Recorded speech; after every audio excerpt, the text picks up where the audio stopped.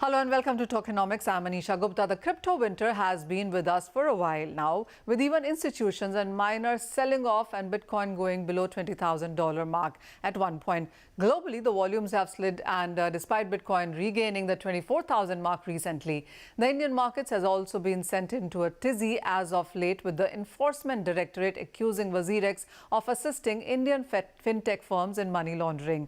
The ED scanner has also been on 10 other Indian exchanges, lending further fears to market participants. So it's no surprise that this uncertainty has led to trading volumes in India declining by more than 50% in the last week as well. As the regulatory and tax uncertainty not only in India but globally continues to plague the markets, how long will this crypto winter last? To take this discussion forward, we have with us Ms. Nappinai, S Nappinai, who's an advocate, and Vignesh Raja of the H-Bar Foundation. Thank you so much for joining us. And Ms. Nappinai, if I can start with you, there are plenty of problems when you look at cryptocurrencies, right from the regulators talking negative about it, a lot of skepticism, and what you did not want is the kind of scenario that we've seen evolving in last week or 10 days. 10 crypto exchanges is what ED is eyeing at right now. There have been sent summons. There are, conversations and surveys being done on various of them. How would you read that? Is this lack of clarity, lack of regulation, or is it just a free float market and the concerns because of that? Manisha, thank you for having me here.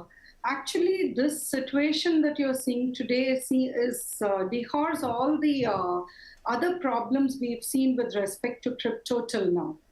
Forget about the kind of skepticism and the fear psychosis when it comes to cryptos, the lack of clarity and certainty because of lack of regulation, etc.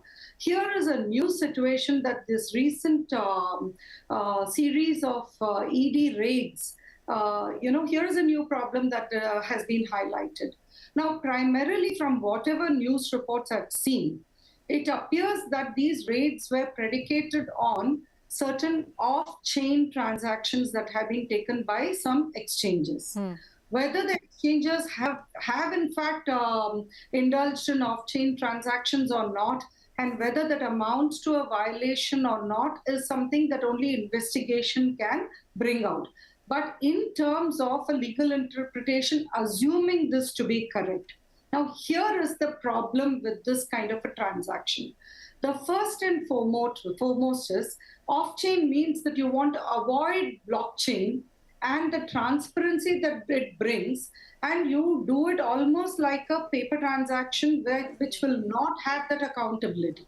So technically, it may not be off the mark for ED to claim that it is on par with Hawala transactions. And therefore, it assists money laundering. And therefore, the raids and possibly prosecution. Right. Now, this is something which has nothing to do with it being crypto or otherwise, because the minute you try to do something without the necessary transparency, without the proper KYC norms being adapted, where certain things may be just paper companies or fronts, etc. Now, all of these are indicative of something beyond the ordinary.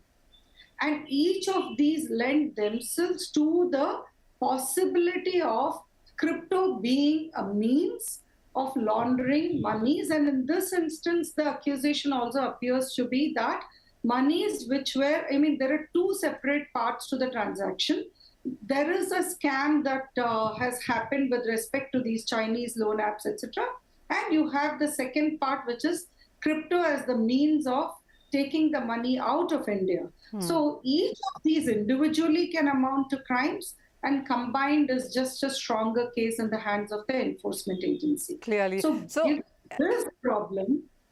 given this problem, that crypto is the basis for siphoning out money just makes it worse for the domain.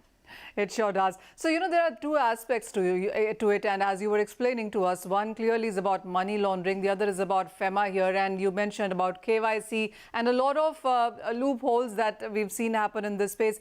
What does it all really mean for the investors? Because the latest report from UNCTAD tells us that nearly 7% of Indian population does own cryptocurrency in some sense or the other. What does it really mean for them? It's really bad news for them on money fronts. The first and foremost is if the investors have sought for off-chain transactions, then they themselves are in violation irrespective of the exchanges. And they are in violation on multiple fronts. I also wanted to add, even in the earlier instance, that off-chain means that you're probably then circumventing the tax that the Indian government has now imposed on these kind of transactions, these kind being crypto transactions, right? So if the investor has asked for off-chain and consequently they have also participated in the process of tax avoidance or tax evasion probably, then that leads to another layer of a possibility of prosecution. And finally, if an investor has just been doing their regular trading and using an exchange and had nothing to do with all these off-chain transactions, and yet because of the freeze that ED has brought in, now there the investors do have some remedies, but that is likely to be predicated on what the terms of their contract is with the exchange that they have been using. If it is in terms of remedies from the exchange, if it is in terms of other processes such as a prosecution, a criminal prosecution, or other forms of remedies, that's where it gets into the gray area, where general laws can be applied, and it can be. There is nothing in law which says that crypto is not part of the legal framework unless otherwise said so. Special laws are meant to provide for a domain with which has certain kind of complications that the domain brings in. Sure. But in the absence of special laws, you can still rely on general laws, and investors will have to look at, one, their contractual terms and the remedies available under general laws, be it civil or criminal prosecutions, and they can definitely try and seek recourse under these. All right. So, yes, things are not getting easier. Last year it was all about on how do you pay taxes and how should you show it in your balance sheet. And then came the higher taxes at 30% of crypto tax, 1% of TDS. And then the kind of sell-off that we've seen in cryptocurrencies, the kind of layoffs that we have seen globally, and then the Indian markets as well. All of that has brought about a freezing of accounts for WazirX and Vault, and there are summons being sent to various other exchanges also. When you look at the kind of view that we have in the Indian markets with crypto, what's your sense on what is ahead of it? There are people invested, yes, but any new investors, would you encourage that at all? Now, there are two kinds. The ones who have already invested also are in a bit of a difficulty because of the lack of regulatory frameworks. So I have always batted for regulation for crypto and for certainty in terms of government's position. Because unless and until government expresses its mind, not just in terms of general statements or cautionary notes as what RBI has been doing, but with parliament enacted laws and rules framed thereunder, unless that happens, there is no certainty and there is no safety net for investors, old or new. Now, this is where we stand even today. And we go back, Manisha, I remember some of our earliest shows we have done. I think it may be 5, 7, 6 years back and even earlier. Yeah, but from 2013, the government has been straddling the fence in terms of crypto. You had your first cautionary notice in 2013, and beyond the 2016, notices which then got struck down by the Supreme Court, you've not really had much progress. And after the strike down by the Supreme Court of the RBI notice for disproportionate, on the grounds of it being disproportionate, there has not been much action. We are still hearing about possibly a law, and unfortunately now it's diluted down to a public consultation. All this is not helping us, be it as investors, be it as users, be it as exchanges or people in the industry, or for that matter, be it for law enforcement.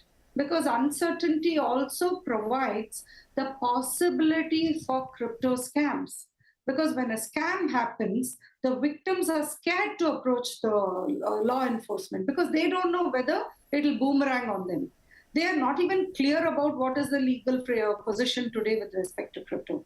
So for every stakeholder in this field, and for certainty in terms of what the future is about, and India is a huge, even if it's at 7%, when we are 1.3 plus billion, it's a huge number.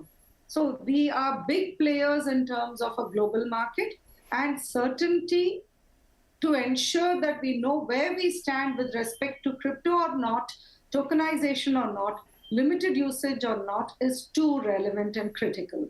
I do hope that we will see an immediate regulatory framework in the near future and not the distant future.